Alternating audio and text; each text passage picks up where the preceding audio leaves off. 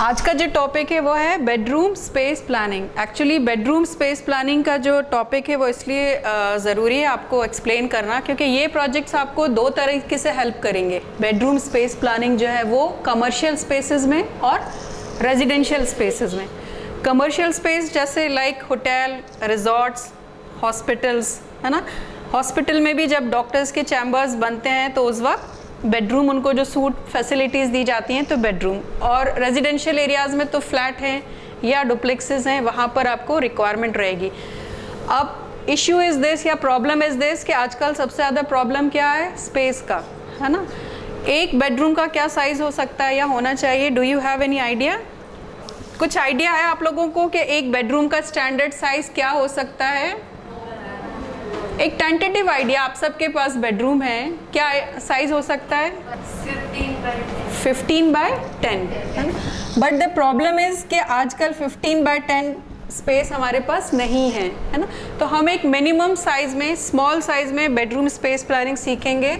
Bedroom का जो size होगा वो होगा 12 फीट बाय 10 फीट, क्योंकि जब आप लोग कंजस्टेड स्पेस में प्लानिंग करना सीख जाओगे तो 15 बाय 10 में इजीली कर लोगे। तो आज का जो हमारा टास्क है, size will be 12 feet by 10 feet. तो size of the room will be 12 feet by the 10 feet. Length of the bedroom is 12 and width is 10। यहाँ पर इस बेडरूम में जो क्लाइंट का जो रूम है, सेंटर में एक विंडो है। The size of the window is 6 feet और इस बेडरूम में 2 नंबर्स ऑफ डोर्स हैं, ठीक है। 2 number of doors, 1 door for the toilet, ठीक है, and second this door is for the entry of the bedroom. Now according to this space हमको इस बेडरूम को प्लान करना है। तो बिफोर टू प्लानिंग एनीथिंग क्या करना है? सबसे पहले चेकलिस्ट बनानी है ना। जैसे प्रीवियस क्लास में मैंने आपको प्रीवियस प्रोजेक्ट्स में एक चीज़ एक्सप्लेन की थी कि जो भी आपके कस्टमर या क्लाइंट की रिक्वायरमेंट है, अकॉर्डिंग टू दैट आप एक चेकलिस्ट सॉर्ट आउट करोगे। चेकलिस्ट सॉर्ट आउट करते समय जैसे कि हमने कहा स्पेस प्लानिंग, वैसे तो बेडरूम में बहुत सारी चीज़ें कवर की जाती हैं, डेकोर है, एस्थेटिक है, एस्टीमेट है, कलर स्कीम्स है, but when we are going for the space planning तो जो चीज़ हमें स्पेस पर रखना है उसको सबसे पहले आप प्लान आउट करोगे। पेंट्स, कर्टन्स, ब्लाइंड्स, ये सब सेकेंडरी पार्ट है। कलर स्कीम क्या होगा? फर्स्ट जो है वो रहेगा स्पेस। स्पेस को मैनेज करने के लिए मेजर ऑब्जेक्ट इज फर्नीचर, है ना। बिकॉज जैसा मैंने कहा ना, space, we are not going on decor, we are not going on estimate, है ना, we are going only for the planning. तो प्लानिंग के लिए जो स्पेस है, फ्लोर एरिया, कारपेट एरिया कितना हो गया तुम्हारे इस बेडरूम का? 120 स्क्वायर फीट हो गया ना। 120 स्क्वायर फीट एरिया में आपको एक मास्टर बेडरूम प्लान करना है, ठीक है। मास्टर बेडरूम की रिक्वायरमेंट क्या क्या रहेगी? सबसे पहले you will take out the furniture में major part bed and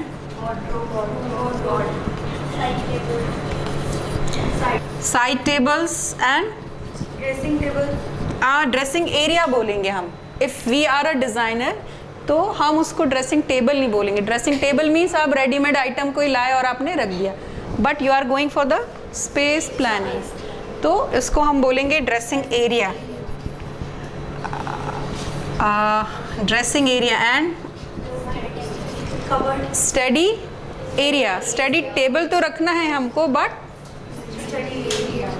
study area. और क्या निकालोगे यहाँ पर?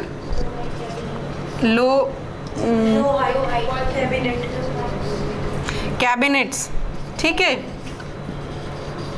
तो ये आपके कस्टमर की चेकलिस्ट है।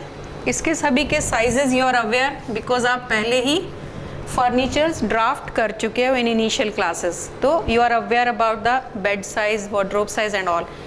एक जो सबसे इम्पॉर्टेंट चीज़ है यहाँ जो आप लोग भूल रहे हो, यूजुअली हमारे क्लाइंट के कस्टमर को प्रॉब्लम कहाँ आती है, उसको एक लो हाइट वॉल यूनिट हमेशा आपको बेडरूम में प्रोवाइड करना है। मैं बताती हूँ कि what is the function of the low height wall unit. Commonly you all are aware कि भाई वार्डरोब चाहिए, ड्रेसिंग एरिया चाहिए, स्टडी टेबल चाहिए, ये सब तो काम हो गया। बट जो बेडरूम में एक प्रॉब्लम आती है, जब हम एंटर होते हैं यूजुअली हमारे हाथ में कुछ ना कुछ सामान होता है, लैपटॉप होगा या फिर लॉन्ड्री से कपड़े आए हैं वो रहेंगे। कई बार हम अपने बेडरूम में चाय कॉफ़ी खाना लेके पहुंच जाते हैं, है ना। तो वो चीज़ रखने के लिए हमेशा आपको लो हाइट वॉल यूनिट प्रोवाइड करना है। एक चीज़ और आप यहाँ पर भूल गए हो, sitting coffee area, sitting area और कॉफ़ी एरिया नोट कर सकते हो। क्योंकि मैंने आपको बोला था कि बेडरूम प्रोजेक्ट आपको कमर्शियल स्पेसेस में भी मिलेंगे, और कमर्शियल स्पेस में आप इमेजिन करो कि if you are going in any hotel, stay करना है आपको, तो चाय कॉफ़ी भी आती है हमारे रूम में, है ना। अक्सर देखा होगा आपने कि ग्लास विंडो दी रहती है, व्यू दिया रहता है होटल्स में, तो ये भी एक हमारी रिक्वायरमेंट होती है कॉफ़ी एरिया। तो चेकलिस्ट में you can note down the coffee area और coffee table chair. Number of chairs according to the size हम रख सकते हैं जितना भी आपको लेना है। हाँ, मैं दूसरा इशू आपके साथ डिस्कस कर रही थी कि वॉल यूनिट रखने का पर्पस क्या है। बेडरूम का मतलब क्या है कि जहाँ हम अपना comfort zone, sleeping, all the activity जो हमारी है वो that is the most personal space in a house. वहाँ पर स्टडी भी करेंगे, रीडिंग भी करेंगे, और अपनी हॉबीज़ जो watching the TV, painting, music, whatever, वो सारी हॉबीज़ भी हम कहाँ प्रेफर करते हैं। ऑब्वियसली ड्राइंग रूम में तो जाके आप पेंटिंग वगैरह करोगे नहीं, तो आपको अपने कस्टमर की जो भी उसका रूटीन है उसको स्टडी करना है। सुबह से शाम तक जो भी उसकी एक्टिविटीज़ हैं, जो उसका फ्रेंड सर्किल है, उसको ऑब्ज़र्व करना है, उसके साथ 2-3 मीटिंग्स डिस्कस करना है, और उसके बाद ही स्पेस प्लानिंग या स्पेस मैनेजमेंट पर जाना है। हर एक को अपने अपने स्पेस प्लानिंग में ये जो हमारा लो हाइट वॉल यूनिट है ये ज़रूर पुट करना है, क्योंकि इसकी यूटिलिटी समझ आ गई ना। लो हाइट वॉल यूनिट जो हम मल्टीपर्पज़ यूज़ करेंगे। यहाँ पर you can use for the shoe rack, कई बार आपका ड्राइंग, पेंटिंग, हॉबी से रिलेटेड भी सामान है या जनरल सामान। Inside you can give the storage according to the your requirement.